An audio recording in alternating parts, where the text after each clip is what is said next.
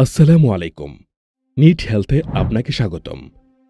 Chicken pox হলে গোসল করা বারণ, মাছ, মাংস ও প্রোটিন জাতীয় খাওয়া উচিত নয়। চিকেন পক্স নিয়ে মানুষের এইসব ধারণা বেশ পুরনো। তবে এই ধারণাগুলো নিয়ে একমত নয় চিকিৎসা বিজ্ঞান। শুধু তাই নয়, আমাদের মধ্যে চিকেন পক্স নিয়ে এরকম আরও অনেক ভুল ধারণা আছে। আজকের এই ভিডিওতে আমরা এইসব ভুল ধারণা নিয়ে আলোচনা করব এবং ভিডিওটি শেষ পর্যন্ত দেখতে থাকুন। তাহলে অবশ্যই একটি পরিষ্কার ধারণা পেয়ে যাবেন এবং ভিডিও শেষে একটি পার্সোনাল টিপস শেয়ার করব আপনাদের জন্য, যা আপনার জন্য বিশেষভাবে উপকারী হবে। তাহলে দেরি না করে চলুন শুরু করা যাক। চিকেন পক্স নিয়ে যেসব ভুল ধারণা আমাদের মধ্যে রয়েছে তার মধ্যে একটি হলো পক্স হলে গোসল করা যাবে না। এটা সম্পূর্ণ ভুল ধারণা। বরং চিকেন পক্স হলে কুসুম গরম পানি দিয়ে আপনি নিশ্চিন্তে গোসল করতে পারেন। তবে গোসলের পর ভালো করে শরীর, হাত, পা ওয়াইপস করে নিতে হবে বা আলতো করে নরমভাবে মুছে নিতে হবে। যে কাপড় বা টাওয়াল দিয়ে ওয়াইপস করবেন তা যেন বেশ নরম হয়, আর এমনভাবে মুছে নিতে হবে যাতে পক্সের জায়গাগুলো ছড়িয়ে না পড়ে, তাতে ব্যথা বাড়বে এবং শুকাতেও সময় লাগবে।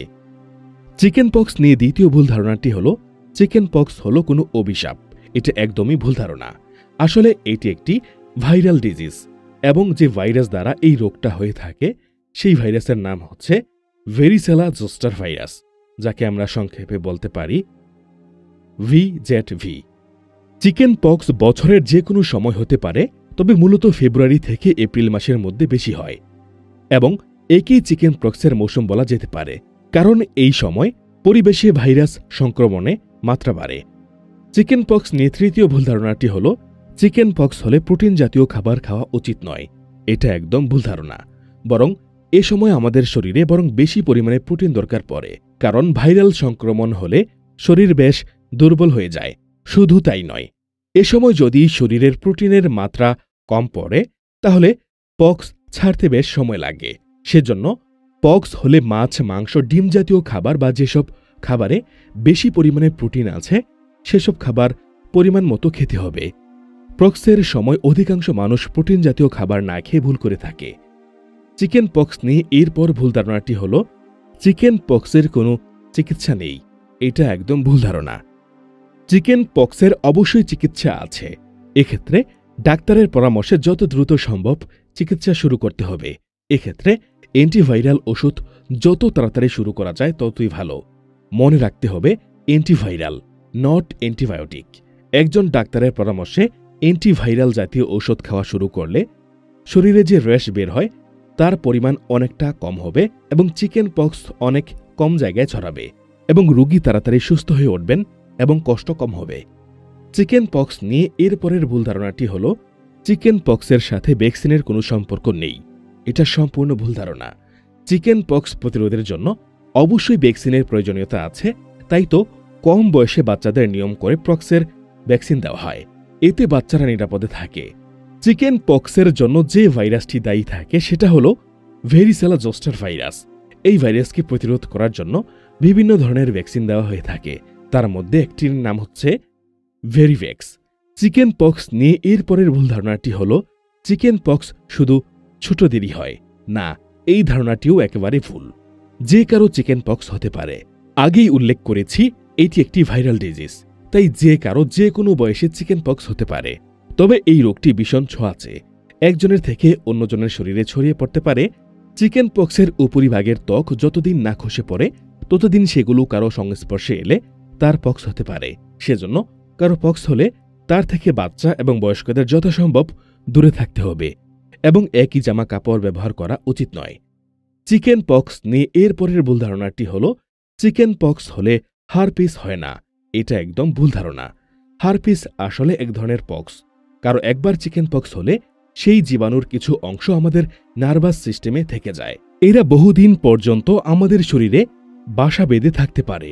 এমনকি 60 থেকে 70 বছর পর্যন্ত এই ক্ষতিকারক জীবাণু আমাদের শরীরে থেকে যাওয়া অস্বাভাবিক কিছু না। শরীরে থেকে যাওয়া এসব জীবাণু পরবর্তীকালে মানুষের রোগ প্রতিরোধ ক্ষমতা কমে গেলে আমাদের নার্ভ রুটের মাধ্যমে মাথাচাড়া দিয়ে উঠতে পারে। সেখানে থাইবুক ও মুখের একদিকে হারপিস হয়ে থাকে। যে নার্ভ রুটে জীবাণু থাকে সেই রুট ধরে ধীরে ধীরে তারা এগিয়ে আসে। সুতরাং কারো চিকেন পক্স হলে হারপিস হবে না, এটা আমাদের সত্য নয়। উল্লেখ্য, হারপিস একটি ভাইরাস গঠিত রোগ যা HSV বা হারপিস সিমপ্লেক্স ভাইরাস দ্বারা হয়ে থাকে। এটি সাধারণত মুখ, যৌনাঙ্গ অঞ্চলে বা প্রাইভেট পার্টের আশেপাশের এলাকায় বেদনাদায়ক ফুসকা বা ঘা সৃষ্টি করে। এটি একটি সাধারণ সংক্রামক রোগ যা ত্বক থেকে ত্বকে সংস্পর্শের মাধ্যমে ছড়াতে পারে। যদিও হারপিস নিরাময় করা যায় না, তবে এর লক্ষণগুলো চিকিৎসার মাধ্যমে নিয়ন্ত্রণ করা যেতে পারে। হারপিসের লক্ষণগুলির মধ্যে রয়েছে ব্যথা বা চুলকানিযুক্ত ফুসকা বা ঘা, জ্বর, গ্রন্থি ফুলে যাওয়া, শরীরে ব্যথা, মাথা ব্যথা ইত্যাদি। হারপিসের জন্য স্থায়ী কোনো নিরাময় নেই, তবে অ্যান্টিভাইরাল ঔষধ সেবনে উপসর্গের তীব্রতা ও সময়কাল কমানো যেতে পারে। এছাড়াও আক্রান্ত স্থানে পরিষ্কার রাখা এবং সংক্রমণ যেন না ছড়ায় সেদিকে খেয়াল রাখা উচিত, এবং নিরাপদ শারীরিক সম্পর্কের বিষয়েও অবশ্যই খেয়াল রাখতে হবে। যদি আপনি হারপিসের কোনো লক্ষণ অনুভব করেন, তাহলে অবশ্যই একজন ডাক্তারের সাথে পরামর্শ করে সঠিক রোগ নির্ণয় এবং চিকিৎসা করানো গুরুত্বপূর্ণ। চিকেন পক্স নিয়ে এরপরে ভুল ধারণাটি হল চিকেন পক্স একবার হলে আর হয় না। এই ধারণাটি আংশিক সত্য। বেশিরভাগ ক্ষেত্রে দেখা গিয়েছে একবার চিকেন পক্স হলে আর দ্বিতীয়বার হয় না, কিন্তু একবার চিকেন পক্স হলে আর দ্বিতীয়বারই হবেই না এই কথা বলা মুশকিল। চিকেন পক্স প্রতিরোধের জন্য যেসব ভ্যাকসিন বা ঔষধ প্রয়োগ করা হয় সেগুলো দীর্ঘকাল ধরে শরীরে রোগ প্রতিরোধ ব্যবস্থা করে দিবে। চিকেন পক্স নিয়ে আরেকটি ভুল ধারণা আমাদের মধ্যে রয়েছে যে শিশুদের চিকেন পক্স হলে তাদের রোগ প্রতিরোধ ক্ষমতা বাড়ে। এটা একদম ভুল ধারণা, এবং এটা সেসব বাচ্চাদের ক্ষেত্রে খুবই ভয়ঙ্কর যাদের রোগ প্রতিরোধ করার ক্ষমতা খুবই কম, বিশেষ করে যেসব বাচ্চাদের বয়স 1 থেকে 3 মাসের। এতক্ষণ ধরে আমরা এই ভিডিওর মাধ্যমে চিকেন পক্স সম্পর্কে বিভিন্ন ভুল ধারণাগুলো সম্পর্কে জানলাম। এই ভুল ধারণাগুলোর সম্পর্কে আমাদের নিজেদেরকে সচেতন হতে হবে এবং অন্যকে সচেতন করতে হবে। এখন যে গুরুত্বপূর্ণ বিষয়টা আমরা জানব সেটা হলো চিকেন পক্সের প্রাথমিক লক্ষণটা কি, যা দেখে আমরা বুঝতে পারব যে কারো চিকেন পক্স হয়েছে কিনা। চিকেন পক্সের প্রাথমিক লক্ষণটি হলো যে প্রথমে খুব দুর্বল লাগতে থাকবে, তার সাথে সাথে জ্বর আসবে এবং ভীষণ অস্বস্তি লাগতে দেখা যায়, এবং এর সাথে বুক এবং পিঠে লালচে র্যাশ দেখতে পাওয়া যাবে, এবং এই র্যাশ 24 ঘন্টার মধ্যে ধীরে ধীরে বুক, হাত, পা, সারা শরীরে ছড়িয়ে পড়বে। এরপর আরেকটি গুরুত্বপূর্ণ বিষয় আপনাদের সাথে শেয়ার করব।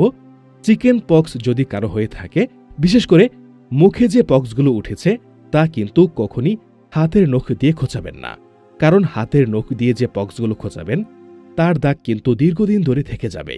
তাই যে পক্সগুলো মুখে উঠেছে অবশ্যই তা কখনোই কিন্তু হাতের নখ দিয়ে খোঁচাবেন না, এবং পক্স উঠলে কখনোই ভয় পাবেন না। মোটামুটি 21 দিনের মধ্যে পক্স ঠিক হয়ে যায়। প্রথম কিছুদিন আপনাকে আলাদা থাকতে হবে, যেহেতু পক্স এক প্রকার ছোঁয়াচে রোগ। তবে ভয়ে আবার রোগীর সেবা করা বন্ধ করা যাবে না। ভিডিওটি অবশ্যই লাইক দিয়ে দিবেন। আল্লাহ হাফেজ।